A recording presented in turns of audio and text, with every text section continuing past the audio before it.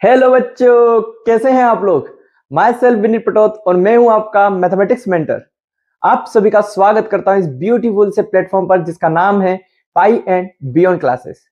बच्चों, आज का जो हमारा टॉपिक रहने वाला है उस टॉपिक का नाम है लिमिट। तो चलिए शुरू करते हैं बिना कोई समय गवाए आज का हमारा लेक्चर। और इस लेक्चर के अंदर हम जानेंगे लिमिट का यूज जो है वो हम किस प्रकार से कर सकते हैं। और इस सेशन के अंदर मैं आपको बेसिक से लगा करके एडवांस लेवल तक के सभी कॉन्सेप्ट सिखाने वाला हूं। तो चलिए शुरू करते हैं आज का हमारा लेक्चर। आप सभी ने ग्राफ को बहुत ही अच्छे तरीके से पढ़ रखा होगा। ग्राफ के अंदर अगर देखा जाए बेसिकली तो ये वाला एक्सिस हमारा एक्स एक्सिस होता है, ये एक्सिस जो है वो हमारा वाई एक्सिस होता है। अगर हमको ग्राफ कुछ इस प्रकार से गिवन है, ठीक है, फॉर एग्जांपल इस पॉइंट को मैं ले लेता हूं 2, इस पॉइंट को ले लेता हूं मैं 4 एंड इस पॉइंट को ले लेता हूं मैं 1। अगर 1 के रेस्पेक्ट में अगर वाई एक्सिस पर देखें तो ये वैल्यू जो है वो कुछ आपकी 3 ले लेता हूं, लेट कर लेता हूं, और इस वैल्यू को मैं लेट कर लेता हूं कुछ 4। और ये जो ग्राफ हमें गिवन है वो है y equal to F X function का। हम सभी ने फंक्शन के बारे में तो जान ही रखा है कि फंक्शन क्या होता है। तो फंक्शन एक ऐसी मशीन होती है जिसके अंदर हम कुछ इनपुट डालते हैं और वो मशीन ऑपरेट करके हमको कोई एक आउटपुट जो है वो क्या करती है, जनरेट करती है। तो बेसिकली अगर देखा जाए तो फंक्शन के अंदर ये जो एक्स एक्सिस है, इस एक्स एक्सिस को कहा जाता है इनपुट। इनपुट का मतलब होता है डोमेन। इनपुट का मतलब क्या होता है, उस फंक्शन का डोमेन। और वाई एक्सिस जो है मतलब कि जब किसी मशीन के अंदर, जब किसी फंक्शन के अंदर हम कुछ इनपुट डालते हैं तो वो मशीन ऑपरेट करने के बाद में हमको कुछ एक आउटपुट देगी और इस आउटपुट को कहा जाता है, उस फंक्शन की क्या कहते हैं हम, रेंज बोलते हैं। क्या बोलते हैं, रेंज। मतलब कि बेसिकली देखा जाए तो एक्स एक्सिस के ऊपर आने वाली जितनी भी वैल्यूज हैं वो सभी वैल्यूज आपकी होती है इनपुट, जबकि वाई एक्सिस पर आने वाली जितनी भी वैल्यूज होती है वो वैल्यूज होती है आपकी क्या, आउटपुट। और जब भी कभी हम ग्राफ पढ़ते हैं ना, तो ग्राफ के अंदर जब भी हम देखते हैं तो हम चेक करते हैं कि एक्स एक्सिस के रेस्पेक्ट में वाई की वैल्यूज क्या है। मतलब कि कोई भी ग्राफ होता है उसके अंदर जो वाई एक्सिस की वैल्यूज होती है वही वैल्यू उस ग्राफ की होती है। फॉर एग्जाम्पल अगर मैं यहां पर आपको 3 पॉइंट दे रखे हैं, उन 3 पॉइंट के अंदर अगर मैं आपको पूछूं कि बताइए एफ ऑफ 1 की वैल्यू क्या होगी, मतलब कि हमने इनपुट के अंदर क्या डाल रखा है, 1। तो जब हम 1 देखेंगे तो यहां से जब हम ऊपर की तरफ देखते हैं तो 1 की जगह पर जब हम वाई एक्सिस को देखेंगे तो यहां पर हमने पाया कि एफ ऑफ 1 जो है उसकी वैल्यू कितनी दे रहा है, ये ग्राफ हमें 3 दे रहा है। ठीक है, ठीक उसी तरीके से अगर मैं यहां पर देखूं कि एफ ऑफ 4 की वैल्यू क्या है, तो हमने यहां पर खड़े रह करके जब ऊपर देखा तो हमने पाया कि जब हमने इस मशीन के अंदर x की जगह पर 4 इनपुट डाला तब इस मशीन ने हमको जो आउटपुट दिया वो आउटपुट क्या दिया, हमें 4 दिया। तो इन वैल्यूज को कहा जाता है उनकी फंक्शनल वैल्यू। क्या बोलते हैं हम इनको, फंक्शनल वैल्यू। फंक्शनल वैल्यू का मतलब क्या होता है कि जब भी कभी कोई इनपुट डालने पर वो फंक्शन हमें जो वैल्यू प्रोवाइड करवाता है उसी वैल्यू को हम क्या बोलते हैं, उसकी फंक्शनल वैल्यू। और इसे बोला जाता है एफ ऑफ 1 की वैल्यू कितनी आ रही है, 3। एफ ऑफ 4 की वैल्यू कितनी आ रही है, 4। अच्छा, अब अगर इस ग्राफ को देखोगे तो हमने यहां पर देख रहे हैं कि इस ग्राफ के अंदर इस जगह के ऊपर कोई एक गैप दिख रहा है हमें। तो मैथ के जो पूर्वज लोग थे उन्होंने डिसाइड किया कि जब भी कभी कोई ग्राफ टूटा हुआ नहीं होगा और कोई ग्राफ अगर किसी हिस्से पर अगर वो ब्रेक होता है तो उस हिस्से को मैथमेटिक्स के अंदर जो डिनोट किया जाता है वो डिनोट किया जाता है हल्के से एक होलो सर्कल से, कुछ इस प्रकार से। तो ये एक साफ इंडिकेशन होता है कि इस पॉइंट के ऊपर आपका जो है वो ग्राफ प्रेजेंट नहीं है। और जब भी कभी किसी पॉइंट के ऊपर ग्राफ प्रेजेंट नहीं होता उसका मतलब होता है कि उस पॉइंट के ऊपर उस फंक्शन की जो वैल्यू है उसको आप डिफाइन नहीं कर सकते। मतलब कि यहां पर आपका क्या लिखा हुआ है कि एफ ऑफ 2 जो है, तो हमने क्या देखा कि एक्स एक्सिस पर 2 है, तो 2 की जगह पर खड़े रह करके जब हम यहां ऊपर की तरफ देखेंगे तो यहां पर कोई भी ग्राफ प्रेजेंट नहीं है। और ग्राफ प्रेजेंट नहीं है मतलब कि उस केस के अंदर उस जगह पर जो वैल्यू होगी वो वैल्यू को आप डिफाइन कर सकते नहीं है। मतलब क्या है कि यहां पर x जो है, मतलब कि f ऑफ 2 के अंदर जो आपका x बराबर 2 जो है, is not in domain of F of two. मतलब क्या है कि x के सभी पॉइंट्स में से जो पॉइंट 2 है वो आपके इस फंक्शन के डोमेन के अंदर एग्जिस्ट करता नहीं है। फॉर एग्जाम्पल, जब भी कभी मैं आगे x कहूंगा तो इस x का मतलब आपको क्या समझना है कि x इज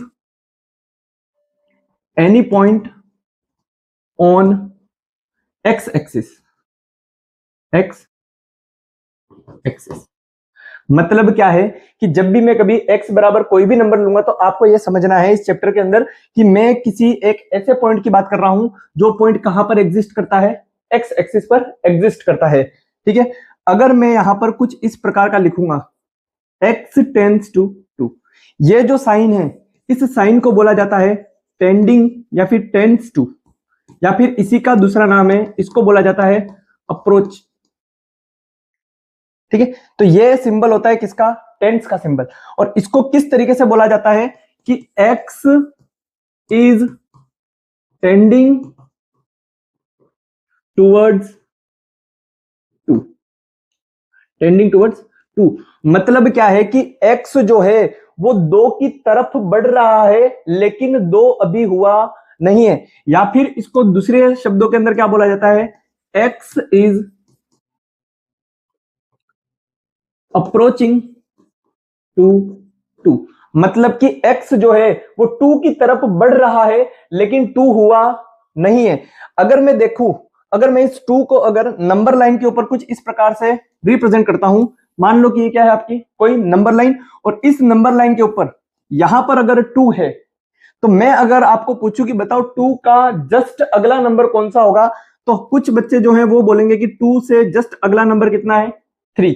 और अगर मैं आपको पूछूं कि बताइए बच्चों की 2 से जस्ट पहले वाला नंबर कौन सा है, तो कुछ बच्चे बताते हैं कि 2 से जस्ट पहले वाला जो नंबर है वो नंबर कौन सा है आपका, 1। लेकिन जो बच्चे मैथ्स को बहुत अच्छे तरीके से पढ़ते हैं वह सभी जानते हैं कि 2 रियल नंबर के बीच में इनफाइनाइट नंबर्स होते हैं। कितने नंबर्स होते हैं, इनफाइनाइट। मतलब कि कुछ बच्चे अब कहेंगे कि 2 का अगला नंबर जो होता है वो क्या होता है, 2.1। तो फिर मैं अगर पूछूंगा कि बताओ क्या 2.1 जस्ट अगला नंबर है या फिर 2.01, तो कुछ बच्चे बोलेंगे कि 2.01। अगर मैं आपको पूछ लूं कि क्या 2.01 अगला नंबर है या फिर 2.001, तो इस तरीके से अगर आप देखोगे ना तो 2.00000000001, तो क्या वो नंबर अगला नंबर है। तो हम कभी भी किसी भी नंबर का जस्ट अगला वाला नंबर हम उसको बता नहीं सकते। इसलिए जो मैथ्स के एक्सपर्ट्स लोग थे, जो मैथ्स को डेवलप कर रहे थे, उन्होंने बताया कि अगर किसी भी नंबर का अगर आपको जस्ट अगला वाला नंबर अगर आपको पहचानना है या जानना है तो उसको हम डिनोट करेंगे कैसे, 2 प्लस से। इस 2 प्लस का मतलब क्या है कि 2 से जस्ट थोड़ा सा बड़ा नंबर। और ठीक उसी तरीके से अगर आपको 2 से जस्ट पहले वाला नंबर जानना है तो उसको हम किस तरीके से रिप्रेजेंट करते हैं, 2 माइनस। हम सभी को पता है कि अगर मैं 2 को मीन वैल्यू रखूं तो इस साइड वाले को कहते हैं क्या, राइट हैंड साइड। और 2 से जस्ट इस वाली साइड की अगर हम बात करेंगे तो इसे क्या कहते हैं हम, लेफ्ट हैंड साइड। क्या बोलेंगे हम इसको, लेफ्ट हैंड साइड। ओके, अब अगर मैं आपको पूछता हूं कि x इज टेंडिंग टू 2, मतलब कि x जो है वो 2 की तरफ बढ़ रहा है, तो हम इस नंबर लाइन को देख करके बता सकते हैं कि बताओ अगर कोई नंबर x जो है वो अगर 2 की तरफ अप्रोच करेगा तो वो कितने तरीके से अप्रोच कर सकता है, या तो वो राइट हैंड साइड से आए या फिर वो किससे आए, लेफ्ट हैंड साइड से। तो कभी भी जब भी कभी हम लिमिट चैप्टर पढ़ते हैं ना, तो उस लिमिट चैप्टर के अंदर कोई भी x अगर आपको गिवन है तो उस x की तरफ बढ़ने के लिए हमारे पास में कितनी संभावनाएं होती है, 2। या तो आप उस x को किधर से बढ़ सकते हो, लेफ्ट हैंड साइड से, या फिर हम उस x को किधर से बढ़ सकते हैं, राइट हैंड साइड से। तो जब भी कभी मैं इस प्रकार से कोई चीज लिखूंगा तो इसके अंदर 2 चीजें छुपी होंगी। एक चीज क्या कि x जो है वो अप्रोच कर रहा है किसको, 2 की तरफ। लेकिन जब हम बात करेंगे किसकी, लेफ्ट हैंड साइड की, किसकी बात करेंगे, लेफ्ट हैंड साइड से, मतलब कि जो x है वो 2 की तरफ अप्रोच तो कर रहा है लेकिन किस साइड से कर रहा है, लेफ्ट साइड से। तो इसको इंडिकेट किया जाता है 2, और 2 के ऊपर क्या होता है, माइनस, तो इसे कहा क्या जाता है, इसे अगर हमें पढ़ना होगा तो हम कैसे पढ़ेंगे, x is tending to from left hand side. ठीक उसी तरीके से अगर x की जो है वो 2 की तरफ राइट हैंड साइड से बढ़ता है तो उसे लिखा जाता है x इज टेंडिंग टू 2, और उसके ऊपर क्या लगाया जाएगा, प्लस, और ये जो प्लस है वो इंडिकेट करेगा कि x जो है x is tending to from right hand side. मतलब कि बच्चों अब आपको बोल रहे हैं जो इस तरीके का जो बेसिक चीज है कि किन चीजों को हमें किस तरीके से बोलना है, आप अब उन चीजों को सही तरीके से समझ गए होंगे कि जब भी कभी कुछ ऐसा लिखा होगा तो उसका मतलब क्या है कि x इज टेंडिंग टुवर्ड 2। अगर आप किसी भी नंबर की तरफ बढ़ रहे हो, x अगर किसी भी नंबर की तरफ बढ़ेगा तो वो कितनी साइडों से बढ़ सकता है, दोनों साइड से। या तो x जो है वो लेफ्ट हैंड साइड से अप्रोच करेगा, या फिर जो x है वो किस साइड से अप्रोच करेगा, राइट हैंड साइड से।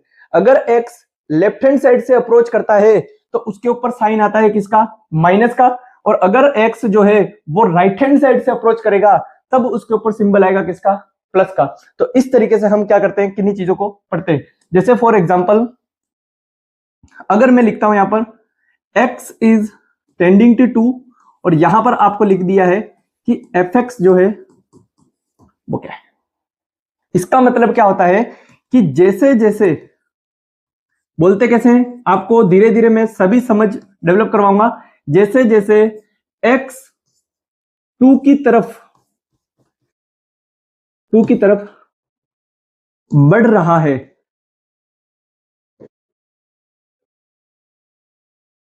वैसे वैसे fx किसकी तरफ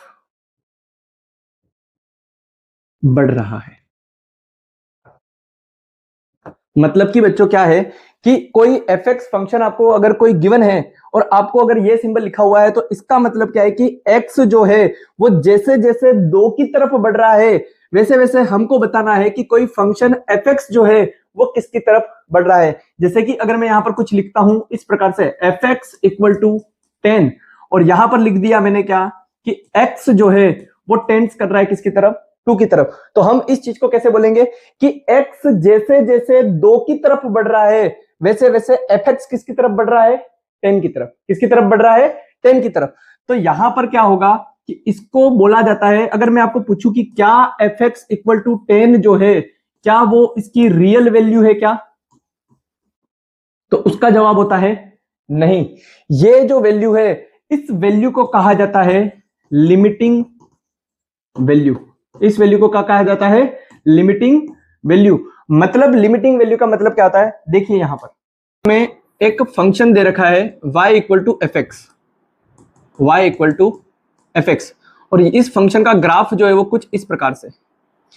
फॉर एग्जाम्पल मैं मान लेता हूं ये पॉइंट कोई 2 है और इस पॉइंट को मैंने फॉर एग्जाम्पल मान लिया कितना है, यहां पर 4 है, और मैंने आपको पूछा कि बताओ एफ ऑफ 2 की वैल्यू क्या होगी। मतलब कि x जो है वो आपका इनपुट जो है वो कितना दे रहा है, 2 दे रहा है। तो जब हमने x इक्वल टू 2 रखा तो उसके ऊपर y की वैल्यू क्या आ रही है, तो y की वैल्यू को जब हमने यहां पर देखा तो पाया कि यहां पर तो ग्राफ जो है वो प्रेजेंट नहीं है, क्योंकि यहां पर जो सर्कल बना हुआ है वो कैसा सर्कल है, ओपन सर्कल है। तो जब भी कभी ग्राफ किसी जगह पर नहीं होता तो उस जगह पर जो वैल्यू आती है वो वैल्यू आपकी क्या हो जाएगी, नॉट डिफाइंड।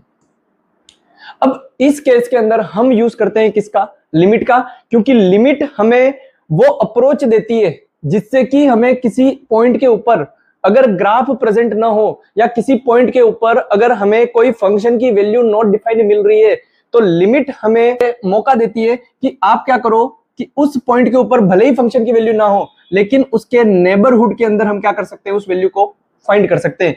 मतलब क्या है कि अगर आपको बोला जाए कि x जो है वो अगर 2 की तरफ अप्रोच कर रहा है तो इस चीज को हम क्या लिख सकते हैं कि लिमिट x टेंड्स टू 2, मतलब कि x जो है वो जब 2 की तरफ जा रहा है तब fx जो है वो किस तरफ जा रहा है। और मैंने अभी आपको बताया कि जब कभी ऐसी बात होगी तो इसके अंदर कितनी बातें छुपी होंगी, 2 बातें। एक तो कैसा कि x जो है वो टू की तरफ जा रहा है और माइनस साइन लगा हुआ है, मतलब कि वो कहां से जा रहा है, लेफ्ट हैंड साइड से। और जब भी कभी हम लिमिट फाइंड करते हैं और लेफ्ट हैंड साइड वाली लिमिट को फाइंड करते हैं तो उसे डिनोट करते हैं LHL, लेफ्ट हैंड लिमिट। तो अगर हम इस ग्राफ को देखेंगे तो जब लेफ्ट हैंड साइड से x जो है वो 2 को अप्रोच कर रहा है, तब y जो है वो लेफ्ट हैंड साइड से किसको अप्रोच कर रहा है, 4 को। तो यहां पर क्या हो जाएगा कि fx की वैल्यू जो आएगी वो किसके इक्वल आ जाएगी, 4 के। मतलब क्या है कि लेफ्ट हैंड साइड से x जब 2 को अप्रोच कर रहा था तब आपका फंक्शन y जो है वो लेफ्ट हैंड साइड से किस वैल्यू को अप्रोच कर रहा था, 4 को। ठीक उसी तरीके से जब कभी राइट हैंड साइड से बात करें, RHL राइट हैंड लिमिट की बात करता हूं, तो limit x tends to right hand side की बात करेंगे तो यहां पर साइन किसका आएगा, प्लस का। मतलब क्या है कि जब x राइट हैंड साइड से 2 की तरफ अप्रोच कर रहा है, जब x राइट हैंड साइड से 2 की तरफ अप्रोच कर रहा है, तब y की वैल्यू जो है वो राइट हैंड साइड से किसकी तरफ अप्रोच कर रही है, तो वो y की वैल्यू जो है वो भी किसकी तरफ अप्रोच कर रही है, 4 की तरफ। मतलब क्या है कि x इक्वल टू 2 पर इस फंक्शन की वैल्यू थी नॉट डिफाइंड, लेकिन जब हमने उसकी नेबरहुड की वैल्यू फाइंड करी तो दोनों ही साइड से, चाहे वो राइट हैंड साइड हो चाहे वो लेफ्ट हैंड साइड हो, दोनों ही साइड से जो फंक्शन है उसकी वैल्यू जो अप्रोच कर रही थी वो किसकी तरफ अप्रोच कर रही थी, 4 की तरफ अप्रोच कर रही थी। तो इस केस के अंदर हम लिखेंगे कि जो आपकी लेफ्ट हैंड लिमिट है वो इक्वल है किसके, आपके राइट हैंड लिमिट के। और जब भी कभी कुछ ऐसा होता है जहां पर आपके दोनों साइड से लिमिट अगर आपकी इक्वल आती है तब हम कहते हैं कि limit exist at x equal to 2। मतलब कि x इक्वल टू 2 पॉइंट के ऊपर आपकी जो लिमिट है वो क्या कर रही है, यहां पर एग्जिस्ट कर रही है। जैसे कि हम एक और एग्जांपल लेते हैं और उस एग्जांपल के अंदर हम कोई फंक्शन इस प्रकार से लेते हैं, ये हो गया आपका x, ये हो गया y, और y इक्वल टू fx का कोई ग्राफ हमें गिवन है, और ग्राफ जो है वो कुछ इस प्रकार से है। और ये जो पॉइंट है इस पॉइंट को मैं ले लेता हूं a। यहां पर फॉर एग्जांपल मैं मान लेता हूं कि यहां पर कोई पॉइंट है वो आपका 3 है और यहां पर जो पॉइंट है वो पॉइंट है आपका 4। अगर मैं आपको कहूं कि बताइए limit x tends to a पर fx की वैल्यू जो है वो क्या है, मतलब क्या है कि x जब जैसे जैसे a की तरफ बढ़ेगा, बताइए कि ये जो फंक्शन का जो ग्राफ आपको दे रखा है वो किस तरफ बढ़ रहा है। तो अब जब भी कभी ये बात होगी, हमें पता है कि कितनी बात होंगी, 2 बातें, जिसमें से पहली कौन सी है कि अगर x जो है वो a की तरफ अप्रोच कर रहा है तो 2 साइड से कर सकता है, या तो वो किस साइड से करेगा, LHL। और जब भी कभी हम LHL निकालते हैं तो लिमिट के लिए हम उसको किस तरीके से डिनोट करते हैं, x tends to a minus. मतलब क्या है, माइनस का साइन क्या डिनोट कर रहा है कि जो x है उसमें हमें किस तरीके से जाना है, लेफ्ट हैंड साइड से। और जब हम लेफ्ट हैंड साइड से a की तरफ बढ़ रहे हैं तब हम किस ग्राफ को देखेंगे, इस वाले ग्राफ को। तो जब हम x को a की तरफ जाएगा तो y जो है वो आपका किसकी तरफ बढ़ रहा है, 3 की तरफ। तो यहां पर fx की जो वैल्यू है वो वैल्यू कितनी आ जाएगी, 3। fx की वैल्यू कितनी आ जाएगी, 3। और ठीक उसी तरीके से अगर आप RHL निकाल रहे हो तो limit x tends to a plus पर fx की वैल्यू जो है, तो बताइए जब a की तरफ आप राइट हैंड साइड से बढ़ोगे इस प्रकार से, तब आप देखोगे कि जो y है वो किसकी तरफ अप्रोच कर रहा है, 4 की तरफ। तो y की वैल्यू कितनी आ गई यहां पर, 4। तो इस केस के अंदर क्या आपकी लेफ्ट हैंड लिमिट और राइट हैंड लिमिट क्या वो इक्वल है, क्या नहीं। तो उस केस के अंदर क्या लिखेंगे कि LHL जो है वो RHL के इक्वल नहीं है। और जब लेफ्ट हैंड लिमिट और राइट हैंड लिमिट इक्वल नहीं आती तो उस केस के अंदर हम क्या बोलते हैं कि limit does not exist at x equal to a। मतलब कि x इक्वल टू a के ऊपर आपका RHL और LHL दोनों ही इक्वल नहीं है, मतलब कि उस पॉइंट के ऊपर आपकी लिमिट जो है वो एग्जिस्ट करती नहीं है। एक और एग्जांपल देखते हैं हम।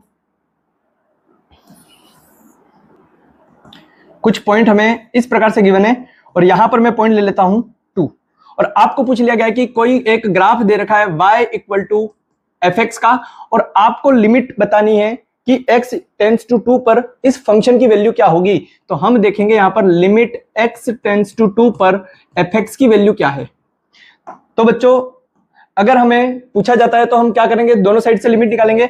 तो अगर मैं यहां से LHL निकालता हूं तो limit x tends to 2 minus, और यहां पर मैं क्या देखूंगा कि fx की वैल्यू जो है वो क्या आ रही है। तो लेफ्ट हैंड साइड से देखने पर मैंने पाया कि जैसे जैसे x जो है वो 2 की तरफ बढ़ रहा है, वैसे वैसे आपकी y की जो वैल्यू है वो y की वैल्यू किसकी तरफ बढ़ रही है, 3 की तरफ। ठीक उसी तरीके से अगर मैं RHL निकालूं तो RHL के लिए क्या लिखेंगे कि limit x tends to 2 plus, तो उस केस के अंदर आपकी fx की वैल्यू क्या आ रही है, तो जैसे जैसे मैं x की तरफ 2 की तरफ बढ़ रहा हूं वैसे वैसे y की जो वैल्यू है वो किसकी तरफ बढ़ रही है, 5 की तरफ। तो यहां पर इसकी वैल्यू जो है वो क्या आ जाएगी, 5। तो बताइए क्या आपका LHL और RHL जो है वो इक्वल है क्या, तो ऐसा केस के अंदर क्या होगा, आपका LHL और RHL जो है वो इक्वल नहीं है। LHL is not equal to RHL। तो आप सभी को समझ में आ गया कि लिमिट को किस तरीके से फाइंड किया जाता है। लिमिट कुछ भी नहीं है बल्कि किसी एक गिवन पॉइंट के ऊपर अगर कोई फंक्शन कोई भी वैल्यू नहीं दे रहा या फंक्शन जो है वो अगर आपका नॉट डिफाइंड है, तो उस केस के अंदर हम उस पर्टिकुलर पोजीशन के ऊपर हम उस पॉइंट के नेबरहुड के अंदर जो वैल्यू फाइंड करते हैं उसी वैल्यू को कहा जाता है लिमिटिंग वैल्यू। क्या कहा जाता है, लिमिटिंग वैल्यू। जैसे कि प्रीवियस एग्जांपल के अंदर अगर हम देखें तो इस केस के अंदर जो लिमिटिंग वैल्यू थी वो लिमिटिंग वैल्यू क्या थी, जब कभी LHL और RHL एग्जिस्ट करते हैं तो उस केस के अंदर हम क्या लिखते हैं कि लिमिट x टेंस टू 2 पर fx जो है वो किसकी तरफ बढ़ रहा था, 4 की तरफ, और इसी वैल्यू को कहा जाता है लिमिटिंग या फिर टेंडिंग वैल्यू। इसी वैल्यू को हम क्या बोलते हैं, लिमिटिंग वैल्यू। क्या f ऑफ 2 की वैल्यू 4 है क्या, नहीं। देखो यहां पर देखना y इक्वल टू fx का ग्राफ दे रखा है, तो f ऑफ 2 की जो वैल्यू थी, क्या f ऑफ 2 पर ये कोई ग्राफ वैल्यू दे रहा है क्या, नॉट डिफाइंड। कैसा है ये, नॉट डिफाइंड। मतलब कि इस ग्राफ को देख करके हमें इस बात का पता लग गया कि जो फंक्शनल वैल्यू है वो तो कैसी है, नॉट डिफाइंड, और इस वैल्यू को हम क्या बोलते हैं, लिमिटिंग वैल्यू। अगले क्वेश्चन के अंदर देखो, यहां पर जो फंक्शनल वैल्यू है अगर देखा जाए फंक्शनल वैल्यू किसके ऊपर, a के ऊपर, तो क्या f ऑफ a जो है वो क्या डिफाइंड है क्या, नहीं। तो इस केस के अंदर जो फंक्शनल वैल्यू है वो भी कौन सी है आपकी, नॉट डिफाइंड। और क्या लिमिट एग्जिस्ट कर रही थी क्या, नहीं कर रही थी। इस केस के अंदर देखो लिमिटिंग वैल्यू जो है वो तो एग्जिस्ट ही नहीं कर रही क्योंकि LHL और RHL जो है वो एग्जिस्ट नहीं कर रहा। लेकिन अगर देखोगे तो इस जगह पर ये जो सर्कल बना हुआ है ये सर्कल आपका होलो सर्कल है क्या, नहीं। ये सर्कल है आपका क्लोज्ड सर्कल, और क्लोज्ड सर्कल का मतलब क्या होता है कि इस जगह के ऊपर आपका जो है वो ग्राफ प्रेजेंट है, और ग्राफ प्रेजेंट है मतलब कि y की वैल्यू जो है वो आपको मिलेगी। तो इस केस के अंदर जो आपका f ऑफ 2 है वो f ऑफ 2 कौन सा है आपका, 4। मतलब क्या है कि अगर लिमिट एग्जिस्ट कर रही है तो इसका यह मतलब नहीं है कि उस पॉइंट के ऊपर फंक्शनल वैल्यू भी हमें मिलेगी। अगर लिमिट एग्जिस्ट नहीं करती तो उस पॉइंट के ऊपर हमें फंक्शनल वैल्यू भी मिल सकती है। ये दोनों चीजें क्या हैं, आपस में इंडिपेंडेंट। अगले क्वेश्चन के अंदर हम देखते हैं, यहां पर एक और एग्जांपल लेते हैं फाइनल, उससे हम समझेंगे कि क्या जो लिमिटिंग वैल्यू है वो आपकी आ रही है या नहीं आ रही। ठीक है, ये कोई ग्राफ है y इक्वल टू fx का, ठीक है, और इस पॉइंट को मैंने ले लिया यहां पर 3 और ये पॉइंट है आपका 5। ठीक है, अगर मैं आपको कहूं कि f ऑफ 3 की वैल्यू क्या है तो हम देखेंगे यहां पर खड़े होकर के f ऑफ 3 मतलब कि x की जगह पर 3, तो y की वैल्यू जो है वो कितनी आ रही है, 5। मतलब कि इस केस के अंदर जो आपकी फंक्शनल वैल्यू है वो क्या हो रही है, डिफाइंड है। मतलब कि ये वैल्यू कौन सी है आपकी, फंक्शनल वैल्यू। फंक्शनल वैल्यू का मतलब क्या है कि x के इनपुट पर y जो है वो कुछ ना कुछ हमें मिल रहा है, मतलब कि ये कैसा हो गया आपका फंक्शनल वैल्यू। अब मैं आपको पूछूं कि बताइए क्या लिमिट x टेंस टू 3 पर फंक्शन जो है उसकी वैल्यू क्या है। तो देखिए हम यहां पर लिमिटिंग वैल्यू निकालें, मतलब क्या है कि अगर x जो है वो 3 की तरफ बढ़ रहा है तो जैसे जैसे x 3 की तरफ जाएगा वैसे वैसे आपका fx जो है वो किस तरफ बढ़ रहा है। तो हम यहां पर देखेंगे कि LHL और RHL क्या है। LHL की अगर हम बात करें तो LHL जो है वो क्या होगा, limit x tends to 3 from left hand side, तो fx की वैल्यू क्या आएगी यहां पर, 3 की तरफ अगर हम लेफ्ट हैंड साइड से बढ़ रहे हैं तो y जो है वो भी किसकी तरफ बढ़ रहा है, 5 की तरफ। तो LHL कितना आ गया हमारा 5। और RHL अगर हम निकालें तो RHL हमारा क्या हो जाएगा कि limit x tends to 3 plus, तो उस केस के अंदर fx जो है वो क्या आ रहा है, जैसे जैसे x 3 की तरफ बढ़ रहा है राइट हैंड साइड से, वैसे वैसे fx जो है वो किसकी तरफ बढ़ रहा है, 5 की तरफ। तो इस केस के अंदर कि जो आपकी LHL है और जो आपका RHL है वो दोनों आपस में कैसे हो गए, इक्वल हो गए। और जब कभी LHL और RHL इक्वल हो जाता है तो इस केस के अंदर हम क्या लिखते हैं कि limit exist at x equal to 2। और अब हम देखेंगे कि क्या इस पॉइंट के ऊपर फंक्शन की कोई वैल्यू आ रही है क्या, यस आ रही है। तो इस केस के अंदर क्या हो गया कि LHL RHL और फंक्शनल वैल्यू तीनों ही आपस में कैसे हो गए, इक्वल हो गए। तो ऐसा केस जिसके अंदर आपका लिमिटिंग वैल्यू का मतलब क्या होता है, LHL and RHL and functional value, मतलब कि उस पर्टिकुलर पॉइंट के ऊपर फंक्शन जो है वो क्या वैल्यू दे रहा है, अगर ये तीनों ही आपस में इक्वल हो जाते हैं तो उसका मतलब क्या होता है कि जो गिवन फंक्शन है वो गिवन फंक्शन आपका क्या हो जाएगा, कंटिन्यूअस। क्या हो जाएगा, कंटिन्यूअस। और यहां से हमें यह बात पता चलती है कि अगर कोई फंक्शन कंटिन्यूअस है तो आप उस फंक्शन के लिए चाहे आप LHL निकालो या फिर आप RHL निकालो या फिर उस पर्टिकुलर पॉइंट के ऊपर अगर हम उस फंक्शन की फंक्शनल वैल्यू भी निकाल लेते हैं तो हमें आंसर जो होगा वो आंसर आपका कैसा रहेगा, सेम ही रहेगा। तभी हमने जब 11th क्लास के अंदर कुछ क्वेश्चन ऐसे थे जिसके अंदर हमने RHL भी निकाला और LHL भी निकाला, तो कुछ ऐसे क्वेश्चन भी थे जिसके अंदर हमने डायरेक्टली लिमिटिंग वैल्यू रखते ही हमारे पास जो था वो आंसर आ गया था, x स्क्वायर प्लस 5। ठीक है, आपको कोई फंक्शन दे रखा है fx equal to X square plus 5 और मैंने आपको बोल दिया कि आपको लिमिटिंग निकालना है। लिमिट जो है वो कहां से कहां तक जा रही है, लिमिट x टेंड्स टू 2 पे। ठीक है, अगर हम इस फंक्शन को ध्यान से देखेंगे तो ये आपका कैसा फंक्शन है, एक पॉलिनोमियल। कैसा फंक्शन है, पॉलिनोमियल। ठीक है, और पॉलिनोमियल में भी अगर हम देखें तो इस फंक्शन की जो डिग्री है उस डिग्री को हम देखते हैं तो डिग्री कितनी है, 2। और 2 डिग्री वाले पॉलिनोमियल को हम क्या बोलते हैं, क्वाड्रेटिक पॉलिनोमियल। और हम सभी जानते हैं, हमने 11th क्लास के अंदर जो ग्राफ पढ़े थे उस ग्राफ के अंदर हमने जाना था कि जो क्वाड्रेटिक पॉलिनोमियल होता है उसका जो ग्राफ बनता है वो ग्राफ कुछ इस प्रकार से बनता है। ये वाला ग्राफ है आपका किसका, f equal to Y equal to X square का ग्राफ है। किसका ग्राफ है, y equal to X square का। इस ग्राफ को बोला जाता है पैराबोला। तो अगर हम इस ग्राफ को ध्यान से देखें तो बताइए कि क्या ये ग्राफ कहीं से भी ब्रेक हो रहा है क्या, नहीं। तो ये एक कैसा ग्राफ है, कंटिन्यूअस कर्व है। कैसा कर्व है, कंटिन्यूअस। और जब भी कभी कर्व जो है या ग्राफ जो है वो कंटिन्यूअस होता है तो उस केस के अंदर आपकी लिमिटिंग वैल्यू और फंक्शनल वैल्यू दोनों ही कैसी हो जाती है, इक्वल हो जाती है। क्योंकि जितने भी पॉलिनोमियल्स होते हैं वो सभी आपके कंटिन्यूअस होते हैं। कैसे होते हैं, कंटिन्यूअस। तो उस केस के अंदर हम क्या करेंगे, डायरेक्टली कौन सी वैल्यू निकालेंगे, फंक्शनल वैल्यू। तो हम क्या करेंगे, x को क्या कर देते हैं, 2 से रिप्लेस कर देते हैं। तो यहां पर जो वैल्यू आएगी वो क्या आएगी, 2 स्क्वायर प्लस 5। तो आपका जो आंसर होगा वो आंसर क्या होगा, 9 होगा। जैसे एक और क्वेश्चन हम करते हैं कुछ इस प्रकार से, f ऑफ x जो है वो हमें दे रखा है x स्क्वायर माइनस 3 और हमें निकालनी है लिमिट x टेंड्स टू 3 पर। ठीक है, तो अगर हम इस फंक्शन को देखेंगे तो ये भी कैसा फंक्शन है, कंटिन्यूअस और पॉलिनोमियल फंक्शन है। और पॉलिनोमियल फंक्शन हमेशा कंटिन्यूअस होता है, इसलिए हम डायरेक्टली क्या करेंगे, इसको 3 से रिप्लेस करके 3 का स्क्वायर माइनस 3 और यहां पर जो है वो आपका आंसर कितना आ जाएगा, 9 माइनस 3। आंसर हो गया आपका कितना, 6। तो जब भी कभी बच्चों फंक्शन अगर कंटिन्यूअस होगा तो हमें LHL और RHL निकालने की कोई जरूरत नहीं है, हम डायरेक्टली क्या कर सकते हैं, उस पॉइंट पर फंक्शनल वैल्यू को